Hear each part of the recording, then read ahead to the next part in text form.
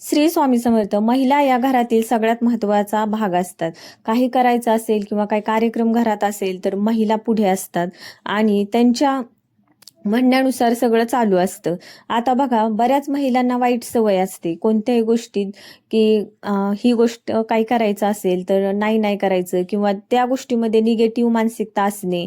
आता बघा, आपल्या आजूबाजूला खूप समाज आहे, माणसं आहेत, लोक आहेत किंवा आपले नातेवाईक आहेत. या गोष्टींमध्ये तरी आपण प्रगती होऊ शकते किंवा संपन्नतेने वागू शकतो, असे मी उपाय तुम्हाला सांगणार आहे. असे कोणतेही कार्य करायचे नाहीये जेणेकरून आपल्या मागे दारिद्र्य लागेल किंवा घरातली दारिद्र्यता दूर जाणार नाही, ती घरातून हलणारच नाही. अशा काही गोष्टी आहेत ज्या आपल्याला वर्ज्य केल्या पाहिजेत, त्याचा आपण आज बघणार आहोत. बघा, महिला हे आपल्या घरातील सगळ्यात महत्त्वाचा एक की पॉइंट असतो आपण म्हणू शकतो, कारण त्यांच्यावरच सगळं पूर्ण जग डिपेंड असतं आणि ते घराचा एक केंद्रबिंदू असतात, ज्याच्या भोवती सगळं घर फिरत असतं. त्यामुळे हा केंद्रबिंदू हा पॉझिटिव्ह असणं किंवा त्या केंद्रबिंदूची मानसिकता खूप चांगली असणं हे खूप महत्त्वाचं असतं घरात. तर याबद्दलच आपण सगळी माहिती पाहणार आहोत. व्हिडिओ शेवटपर्यंत बघा. आवडल्यावर एक लाईक नक्की करा. तर बघा, सगळ्यात महत्त्वाचं, किचनमध्ये जेवण बनवताना, जेव्हा महिला जेवण बनवत असतात, जेवण बनवत असताना कधीही खायचं नाही. सगळ्यात महत्त्वाची गोष्ट आहे. बघा, काही काही महिलांना अशी सवय असते की जेवण बनवतानाच आपलं तोंड पण चालू असतो आणि हातही चालू असतो.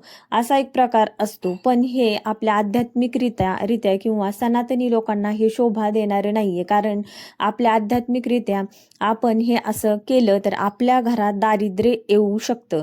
सगळ्यात महत्त्वाचं, जर तुम्ही स्वयंपाक करत असाल किंवा स्वयंपाक बनवला असेल तर सगळ्यात आधी तुमच्या घरात लहान मुलं असेल त्याला द्या, किंवा वयस्कर एखादी आबाल व्यक्ती असेल, वृद्ध व्यक्ती असेल, तुम्ही त्याला जीव घाला. आणि सगळ्यात महत्त्वाचं, आपल्या सनातनी धर्मामध्ये सगळ्यात आधी देवाला नैवेद्य दाखवा. बघा, नैवेद्य दाखवणे हे खूप महत्त्वाचं आहे. सगळ्यात आधी तुम्ही, आणि आपल्या सनातन धर्मात तर सगळ्यात आधी गाईचा नैवेद्य काढून ठेवला असतो, बरोबर आहे ना. त्यामुळे सगळ्यात आधी आपल्याला ही चूक टाळायची आहे किंवा हे काम वर्ज्य करायचे आहे. सगळ्यात महत्त्वाचं दुसरं कारण, बघा, आपण जेव्हा औषध गोळ्या घेतो त्या किचनमध्ये ठेवतो. किचनमध्ये औषध गोळ्या ठेवायची म्हणजे आवश्यकता नाहीये किंवा तिथं ठेवू शकत नाही आपण. बघा, वास्तुशास्त्रानुसार आपण किचनमध्ये गोळ्या औषध ठेवू शकत नाही, कारण गोळ्या ह्या आपल्यात निगेटिव्हिटी असते, काहीतरी आपल्याला आजार असतो, म्हणून त्या गोळ्या आपल्याला दिलेल्या असतात. जर तुम्ही किचनमध्ये गोळ्या ठेवत असाल किंवा किचनमध्ये गोळ्या ठेवल्या नाही तरी तिथे जाऊन तुम्ही गोळ्या औषध खात असाल तर हे देखील तुम्ही टाळा. किंवा एखादी वृद्ध व्यक्ती असेल घरात किंवा खूप आजारी व्यक्ती असेल, त्याच्या बेडच्या खालीच गोळ्या औषध ठेवलेले असतात. मग ते गोळ्या औषध सतत, आता तुम्ही आजारी आहात आणि त्या गोळ्या औषधाच्या वरच तुम्ही झोपताय म्हटल्यावर त्याच्यातली निगेटिव्हिटी, तुम्ही आपण गोळ्या घेतो बरं होण्यासाठी, तर त्यासाठी गोळ्या औषधे हे बेडपासून थोड्याशा अंतरावर ठेवले पाहिजेत आणि ह्या गोष्टी तुम्ही टाळण्याचा प्रयत्न करा. बघा, तिसरी गोष्ट आहे, आपण जे घरात काहीही वस्तू संपली असेल, जिरे संपले असतील, मोहरी संपली असेल, घरातील तेल वगैरे मीठ संपलं असेल, तर लगेच आपण आणत नाहीत. म्हणजे ते थोडंसं आहे डब्यामध्ये आणि मग लगेच आणायला पाहिजे, पण आपण तसं करत नाही. त्या पूर्ण बरण्या मोकळ्या करायच्या आणि मग म्हणायचं की सगळं संपले. बघा, हे दारिद्र्याचं लक्षण आहे. एखाद्या व्यक्ती नाही का सगळंच निपटून घेतलं, सगळंच खाऊन घेतलं, थोडं सुद्धा त्याच्यात ठेवलं नाही, थोडासा पण एक दाणा पण ठेवला नाही, हे दारिद्र्याचं लक्षण आहे. त्यामुळे प्लीज या गोष्टी टाळण्याचा प्रयत्न करा. यामुळे घरात दारिद्र्य प्रवेश करतं आणि मग आपल्या मागे बाकीच्या सगळ्याच गोष्टी, वाईट गोष्टी आपल्या मागे लागतात. आता चौथी गोष्ट आहे, सगळ्या घरातल्या गोष्टी असतात, झाडू आहे किंवा पिठाचे डबे असतील किंवा एखादी वस्तू असेल, खरकटी भांडी असतील घरातली. आता एखादी व्यक्ती चालत चालत अंगणात जर खरकट भांडी वगैरे असेल तर लगेच पायाने अशी टच करून पुढे सरकवणार. तर या गोष्टी टाळायच्या आहेत. झाडूला कधीच पायाने टच करायचं नाहीये किंवा त्याला सरकवायचं नाहीये. होईल तेवढा हाताने करण्याचा प्रयत्न करा. घरातील कोणत्याही वस्तूंना पायाने धक्का द्यायचा नाहीये. हे दारिद्र्याचं लक्षण आहे आणि हे पण काम आपल्याला सगळ्यात महत्त्वाचं वर्ज्य करायचं आहे. त्यानंतर आहे, आता बघा, ज्या भांड्यात आपण जेवण बनवतो त्या भांड्यात कधीही जेवण करायचं नाही. बऱ्याच महिलांना अशी सवय आहे, बऱ्याच ठिकाणी पाहिले मी. बघा, ज्या आपण किंवा कढई असेल, तवा असेल, थोडंसं उरलं की मग त्याच्यातच जेवायचं किंवा त्याच्यातच खायचं, ही वाईट सवय आहे किंवा हे काम सुद्धा वर्ज्य केलं पाहिजे. कारण हे पण दारिद्र्याचं लक्षण आहे. कढईमध्ये जेवण तर अजिबात केलं नाही पाहिजे.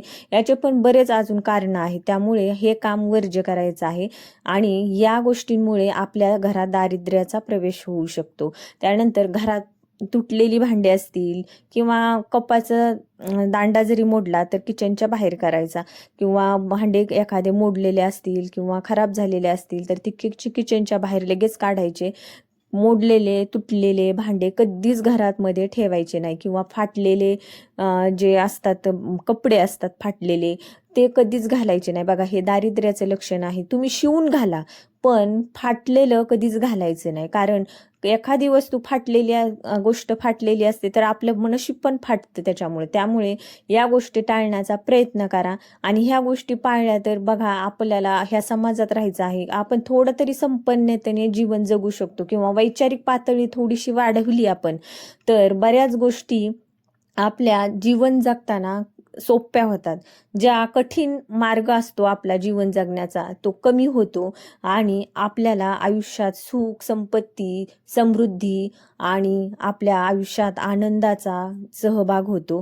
त्यामुळे ह्या गोष्टी टाळण्याचा प्रयत्न करा. ह्या अशा बऱ्याच छोट्या छोट्या गोष्टी असतात ज्या आपण दैनंदिन जीवनात करत असतो पण आपल्याला त्या माहिती नसतात. आता बघा, ह्या गोष्टी बऱ्याच जणांना माहीत होत चालल्यात आणि हे चांगलं पण आहे. त्यामुळे या गोष्टी नुसत्या ऐकून होत नाही तर त्या अंमलात आणल्या पाहिजेत आपल्या दैनंदिन आयुष्यात आणि अंमलात आणल्या तरच त्याचा रिझल्ट आपल्याला मिळतो आयुष्यात.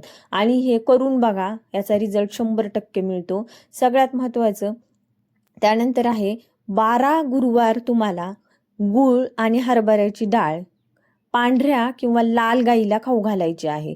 बघा, ह्या छोटे छोटे उपाय असले आपल्याला वाटतं की नाही ह्याने काय होणार आहे त्याने काय होणार आहे, पण केल्यानंतर करून बघा. तुम्ही केल्यानंतर तुम्हाला रिझल्ट वाटला तरच परत कंटिन्यू करा.